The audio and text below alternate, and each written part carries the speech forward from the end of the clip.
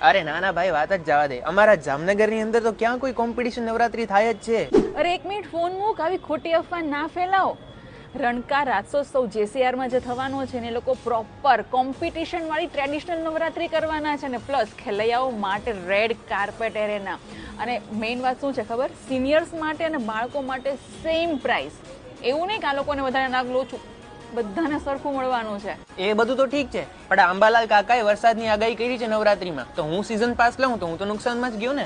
અરે યાર તું ચિંતા ના કર, જેસીઆર નું જે ગ્રાઉન્ડ છે ને પ્રોપર આરસીસી વાળું છે. જો વરસાદ પડે ને તો અડધી કલાકમાં ગ્રાઉન્ડ ક્લિયર થઈ જશે. અને પ્લસ ઓર્ગેનાઇઝરોએ એવી ઓફર આપી છે કે ઇફ વરસાદ પડે છે અને જેટલા દિવસ નવરાત્રી બંધ રહે છે એટલા દિવસ એ લોકો નવરાત્રી પછી ડે એક્સટેન્ડ કરશે અને પ્રોપર ટ્રેડિશનલ નવરાત્રી પૂરી કરશે.